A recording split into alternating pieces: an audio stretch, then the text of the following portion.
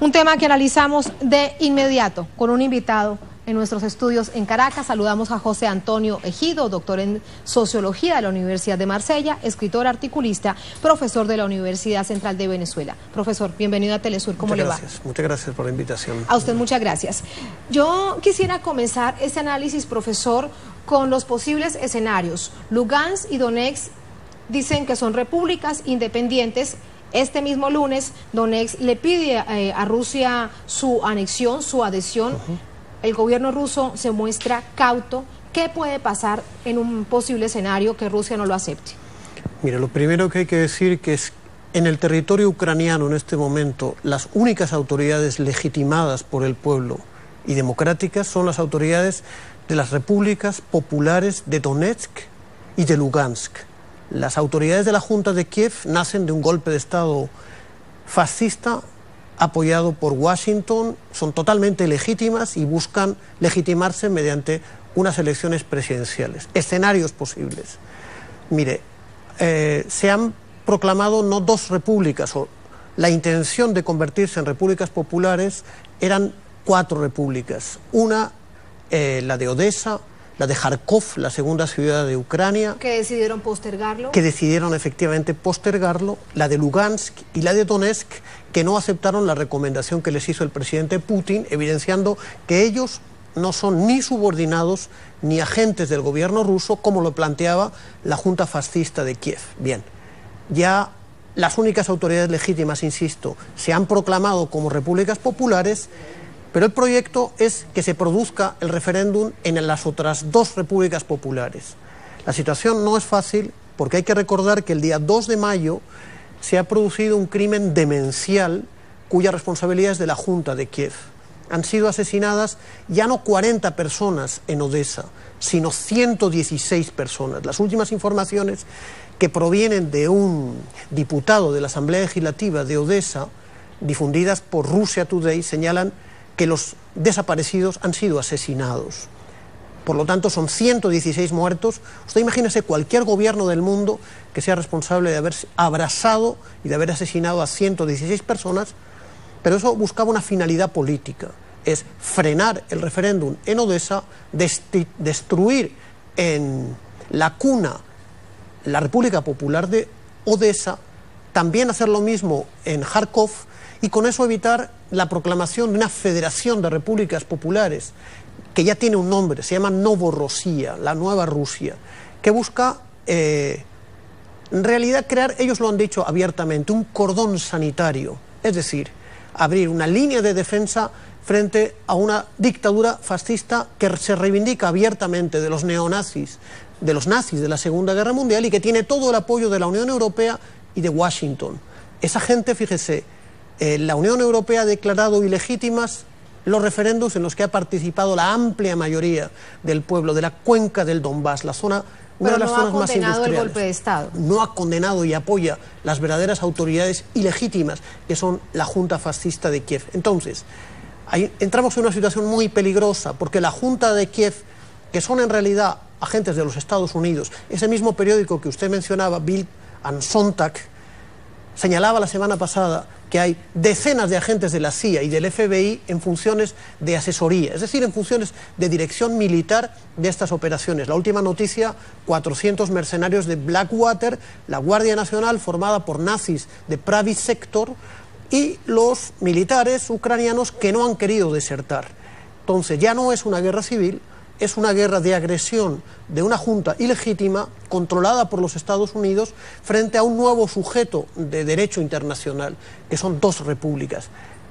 Puede ocurrir que no sean aceptados en la Federación Rusa, entonces estaríamos en una situación que ya existe en el espacio soviético. Desde el año 92 hay una república que reivindica abiertamente el socialismo soviético, no reconocida por nadie, pero ampliamente existente, que es la República de Pridnestrovie, que está en torno al río Dnieper, entre Ucrania y Moldavia.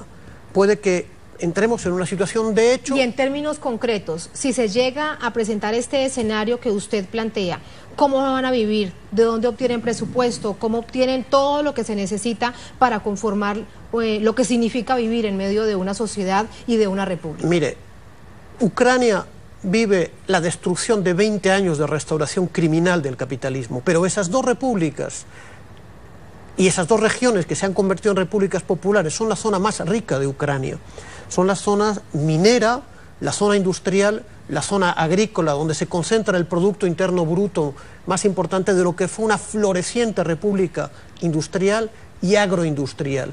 Ellos cuentan con la simpatía, con la solidaridad activa de lo que fue el segundo país más grande de la historia, que fue la Unión de las Repúblicas Socialistas Soviéticas.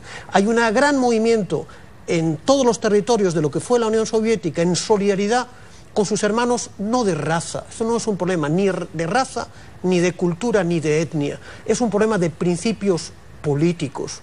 Ellos no quieren vivir bajo la bota de los asesinos nazis que fueron derrotados por sus abuelos en 1945. Mire usted el temple, algo mucho más profundo. Mire el temple y la dignidad de esa población que en medio del terror, de la barbarie, de crímenes inauditos como el cometido en Mariupol, como el cometido en Odessa, han ido pacíficamente a votar, a firmar su voluntad democrática de ser libres, de ser independientes y de volver a restaurar la Unión Soviética, una Unión Soviética de nuevo tipo y de base popular. Eso es lo que desespera a Washington y a la Unión Europea. Y eso es, se lo pregunto, las razones por las que cada vez hay más presiones de la Unión Europea y de Estados Unidos contra Rusia. Claro. Así que, ¿hacia dónde veremos también ese escenario, profesor? Veremos más sanciones contra Rusia, pero ¿qué hará Rusia para defenderse?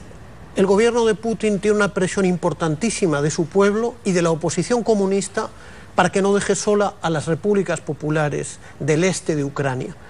Ahora se ha producido la incorporación de Crimea, que ya perteneció a la República Socialista Federativa de Rusia, y vamos a ver si Putin acepta la presión del pueblo ruso, pero del pueblo de Belarus, del pueblo de Moldavia, del pueblo de Letonia, del pueblo de Kazajstán, de los hermanos soviéticos, de todas las nacionalidades, para que esos pueblos, esos millones de ciudadanos ucranianos no sigan el destino de los abrasados de Odessa. Entonces hay una situación realmente peligrosa donde estamos realmente confiados en que los planes de los Estados Unidos van a fracasar. Ellos querían una Ucrania dentro de la OTAN para golpear a Rusia y hacer del Mar Negro un mar de la OTAN, y hemos visto que Crimea se incorpora a Rusia y los pueblos obreros, mineros de tradición soviética más firme de Ucrania han abierto una línea de defensa contra la Junta fascista de Kiev. En este movimiento geopolítico, ¿cuál cree usted que va a ser el papel de China? Lo que ocurre es cuanta más presión contra Rusia, contra la Federación Rusa, cuanta más sanciones, más alianza hay entre China y Rusia, que se convierte en un bloque cada vez más aliado estratégicamente, estrechamente, para hacer frente a la arrogancia de los Estados Unidos. Hay otro tema que preocupa bastante con respecto a la ultraderecha en el viejo continente, en Europa. El próximo 25 de mayo hay elecciones europeas, elecciones parlamentarias. ¿Hacia dónde usted ve que va a derivar esta ultraderecha que, por ejemplo, está sentada en Kiev, pero también la vemos en España, pero la vemos también a nivel local en Francia? El capitalismo en crisis recurre históricamente a la guerra, al fascismo y al racismo. El capitalismo imperialista apoya a fuerzas tan supuestamente democráticas como los asesinos de Al-Qaeda en Siria. Todos sabemos que es una creación de los Estados Unidos para sembrar el terror en los pueblos árabes y musulmanes, apoya a los abiertamente nazis de Kiev y apoya a otras fuerzas fascistas en el mundo. Entonces entramos en una situación bien delicada, donde se está dilucidando la posibilidad de la democracia, de la vida pacífica de las democracias, del propio género humano. Es muy significativo que han sido sancionados por los Estados Unidos los responsables de las juntas electorales de Lugansk y de Donetsk. Para los Estados Unidos, organizar elecciones democráticas es un crimen de terrorismo. Por lo tanto, los pueblos están llamados, como en el año 45, a derrotar al fascismo. Por último, profesor, ¿usted cree que veremos un enfrentamiento o una intervención militar en Ucrania? Ya se produce una intervención militar por parte de los Estados Unidos. Se ha producido la visita del jefe nada menos que de la CIA, seguida del jefe del vicepresidente de los Estados Unidos. Y hemos visto un enfrentamiento sangriento con decenas, centenares, tal vez miles de muertos.